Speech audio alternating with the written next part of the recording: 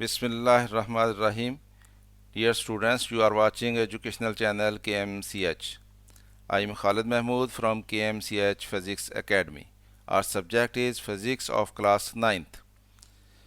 We are solving its problems. Today we have to solve problem number 6.8 of unit number 6. Unit number 6 is work and energy. Let us see the statement of problem 6.8. It is a 50 kg man moved 25 steps up in 20 second कि एक शख्स है, उसका मास दिया गया हमें 50 kg उसका मास है और वो सीढ़ियाँ चढ़ रहा है और उसने 25 स्टेप मूव किए हैं सीढ़ियों के और 20 सेकंड लगे हैं उसको. फाइंड हिज पावर, हमने उसकी पावर मालूम करनी है. If each step is 16 centimetre high, और वो जो सीढ़ियाँ हैं उसका हर स्टेप जो है वो 16 सेंटीमीटर हाइट का है. तो ये हमें डाटा दिया हुआ है, हमें कहा गया है कि पावर मालूम करें.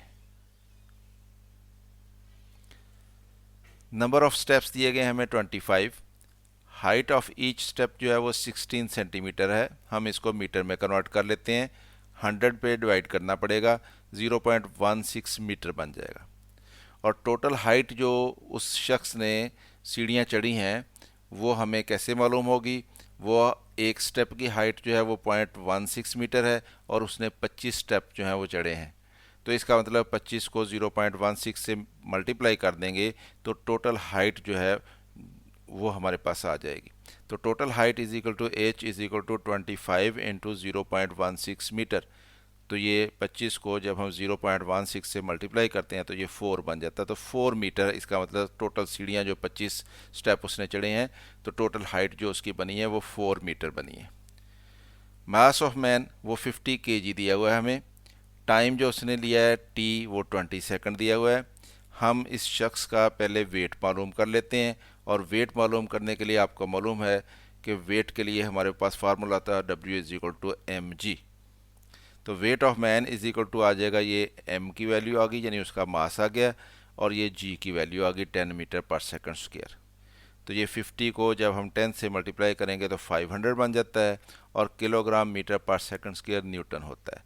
तो इसका मतलब उस शख्स का वेट जो है वो 500 न्यूटन है. तो हमने मालूम क्या करना है, पावर ऑफ मैन मालूम करनी है. P रख लेते हैं उसको और ये हमने मालूम करनी है. Power is given by, power के लिए फार्मूला है P is equal to W over T होता है. तो P is equal to W क्या होता है, F डॉट एस होता है, ओवर टी आ गया. F कितनी फोर्स लगाएगा वो शख्स जब सीढ़ियाँ चढ़ रहा है, तो जितना उसका वेट है कम से कम उसके बराबर उसको फोर्स लगानी पड़ेगी अपने आप को ऊपर ले जाने के लिए.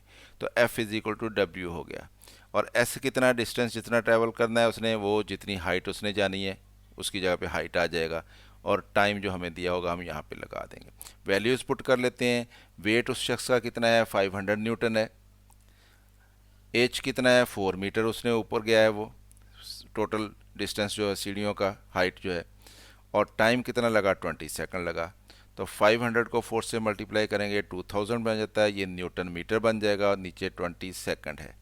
तो न्यूटन मीटर जो है जूल आ जाएगा, नीचे सेकंड आ गया, और 2000 को 20 से डिवाइड करें तो ये हमारे पास 100 आ जाता है. तो जूल पर सेकंड क्या होता है, वाट होता है. तो इसका मतलब पावर जो है उसकी 100 वाट आ गई. दस the power used by the man is 100 वाट. तो इस तरह से हमने इस क्वेश्चन को सॉल्व कर लिया. उम्मीद है आपको इसको समझ आई होगी. ख़ुद भी देखें, दोस्तों के साथ वीडियो शेयर भी किया करें ताकि वो भी इससे फ़ायदा उठाएं, और वीडियो पसंद आए तो इसको लाइक भी कर लिया करें. चैनल सब्सक्राइब नहीं किया तो सब्सक्राइब कर लें ताकि आपको बाकी के न्यूमेरिकल्स की वीडियोस भी मिलती रहें. मेरी तरफ से अल्लाह हाफिज़. शाद रहें, आबाद रहें.